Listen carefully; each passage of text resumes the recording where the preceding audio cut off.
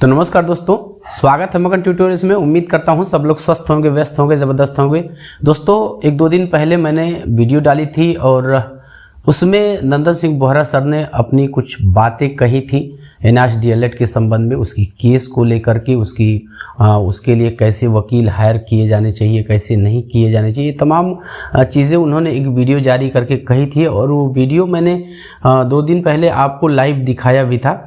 उस पे आप लोग के बहुत सारे कमेंट आए। हालांकि मैं जल्दी आपके बीच नहीं आ पाया, 1-2 दिन का थोड़ा सा विलम्ब हो गया क्योंकि मौसम चेंज हो रहा है, आप लोग जानते हैं। और इस बदलते मौसम में थोड़ी सी स्वास्थ्य संबंधी परेशानियां, आप मेरी आवाज़ भी सुन के आपको पता चल रहा होगा, लेकिन अभी फ़िलहाल सब कुछ ठीक है। आप लोग के उस वीडियो पे मिलो जुले कमेंट रहे और हम कह सकते हैं कि एक उभर के जो इस संबंध में आप लोग की जो चीज़ आई है, आप लोग के जो विचार आए हैं, उस पे आज हम लोग बातचीत करेंगे। सबसे जो मेन चीज़ है, आप लोगों ने कही कि क्या एनआईएस डीएलएड जो पैरवी का नेतृत्व है, एनआईएस डीएलएड का जो नेतृत्व करता, हम कहें कि एक तरह से पैनल है, क्या उसमें कोई फूट जैसी बात है, या किस वजह से नंदन सिंह बोहरा सर ने इस तरह की बातें वीडियो जारी करके कही। इसको हमने जानने की कोशिश की और इस चीज़ के तह में जाने की कोशिश की। हालांकि पर्सनली मेरी दोनों लोगों से बात हो चुकी है, चाहे वो पप्पू यादव सर हों या फिर नंदन सिंह बोहरा सर हों। दोनों की बातों से मुझे ऐसा तो कतई नहीं लगा कि दोनों के बीच, दोनों के मन में एक दूसरे के लिए कोई विरोधाभास या मनमुटाव या इस तरह का कोई भाव है। जहाँ तक मुझे लगा, मैंने दोनों लोगों से बातें की।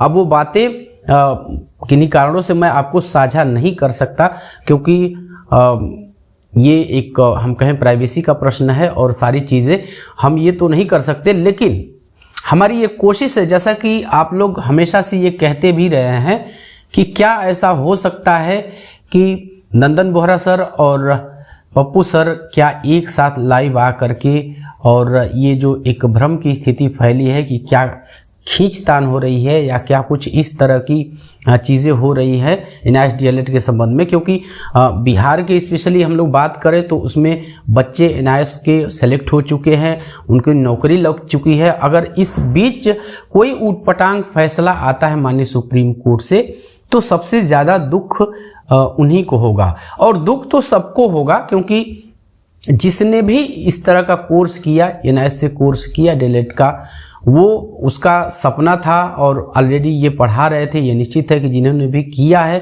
वो टीचिंग के क्षेत्र में पहले से हैं और इसीलिए उनको करवाया भी गया। मैं बैकग्राउंड में नहीं जाना चाहूँगा।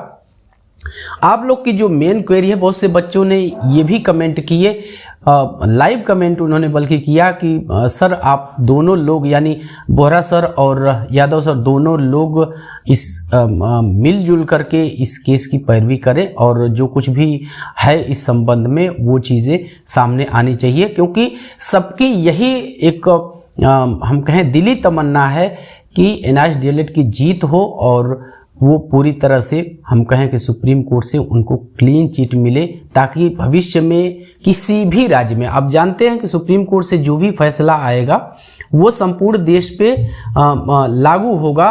और यहाँ पे एक चीज़ मैं क्लियर करता हूँ कि अब कोई भी राज्य इस तरह से अपने यहाँ नहीं कह सकता कि एनआईएस डीएलएड की वैलिडिटी के लिए हमारी जो हमारा सर्विस रूल है, हमारी नियमावली है, उसमें प्रावधान नहीं है।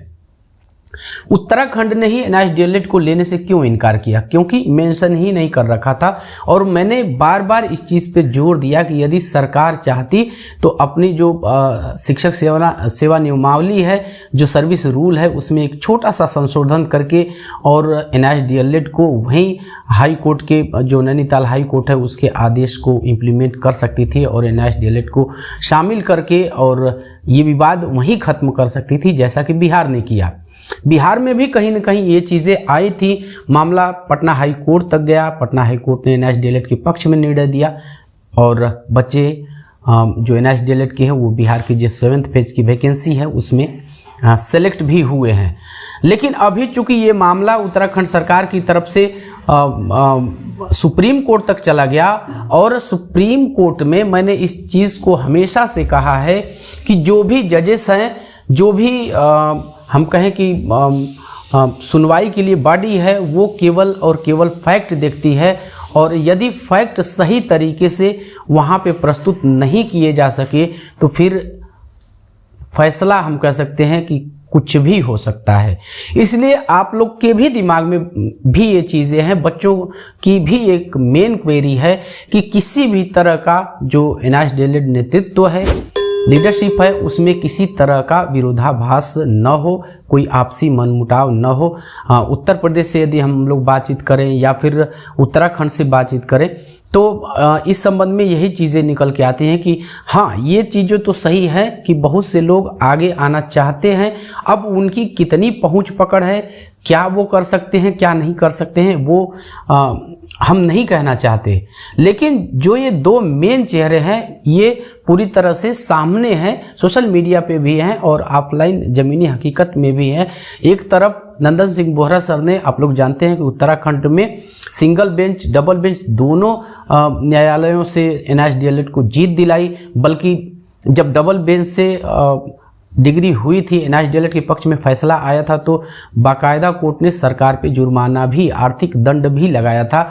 और पप्पू सर को भी, पप्पू यादव सर को आप लोग जानते हैं कि पटना में NSDLED को पटना हाईकोर्ट में विजय दिलाने में उनकी एक मुख्य भूमिका रही है। अब यही दोनों आमने सामने हैं। मैं फिर से एक बार कहना चाहूँगा, जिस तरह से मेरी बातें दोनों से हुई है पर्सनली, उसको देख के मुझे ऐसा कतई नहीं लगा कि दोनों के बीच कोई इस तरह का मनमुटाव है। और यदि आप लोगों ने वो लाइव सेशन देखा होगा, वो मैंने पूरी तरह से लाइव वीडियो जो नंदन बोहरा सर का था उसको मैंने लाइव किया था, और जो कुछ भी बातें थे आप लोगों ने सुनी होगी उनकी। लेकिन यहाँ पे मैं एक चीज़ कह देना चाहूँगा, यदि उनको आप लोगों ने सुना होगा वीडियो में, तो वो साफ साफ कह रहे हैं कि आप लोग उनको सपोर्ट कीजिए, पप्पू यादव सर को सपोर्ट कीजिए। फिर भी यदि आप लोग सशंकित हैं तो हमारा ये प्रयास लगातार है कि बहुत संभव हो सके तो दोनों को एक साथ या फिर अलग अलग ला कर के ही हम, अब वो दोनों जिस तरह से तैयार होते हैं, हालांकि इस संबंध में हमारी बहुत फाइनल बातचीत नहीं हुई है, लेकिन मोटी मोटा मैंने उनसे ज़रूर रिक्वेस्ट की है कि बच्चे सशंकित हैं, और यदि आप दोनों एक मंच पे एक साथ आकर के और सारी चीज़ें क्लेरिफाई करते हैं तो कहीं ना कहीं एक NSDLED संगठन है, NSDLEड जो परिवार है, उसको भी मजबूती मिलेगी।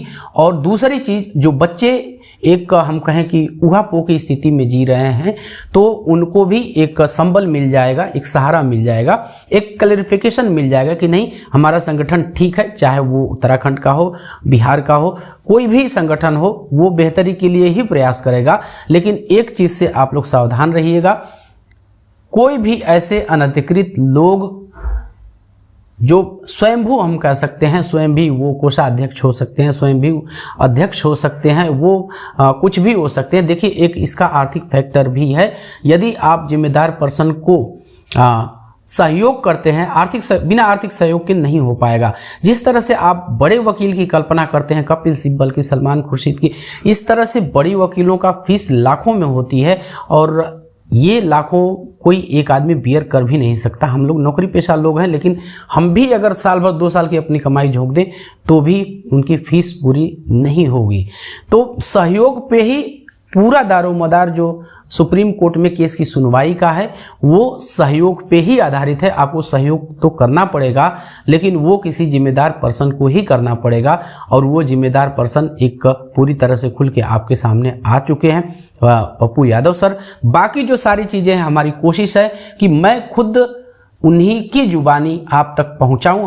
हम लगातार ऐसा प्रयास भी कर रहे हैं। 31 अक्टूबर को सुनवाई है, और उससे पहले ही हमारी कोशिश है कि इस तरह की एक, हम कहें कि इस तरह का एक लाइव सेशन आयोजित करके और सारी चीज़ें आप लोग के सामने साफ कर दी जाए।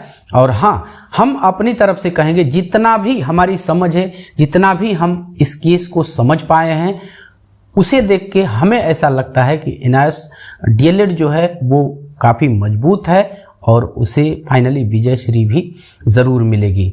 तो आज के लिए यही था दोस्तों। इस संबंध में यदि कोई फर्दर अपडेट आती है, कुछ विशेष अपडेट आती है, सुनवाई से संबंधित भी कुछ चीज़ें होती रहती हैं, तो जो कुछ भी होगा उसको लेके हम आपके सामने ज़रूर आएंगे। और चलते चलते वही रिक्वेस्ट दोस्तों, कृपया इस चैनल को लाइक शेयर और सब्सक्राइब जरूर कीजिए दोस्तों। जब आप ऐसा करते हैं तो हमें एक मोटिवेशन ज़रूर मिलता है। मिलते हैं अगली वीडियो में, तब तक के लिए नमस्कार।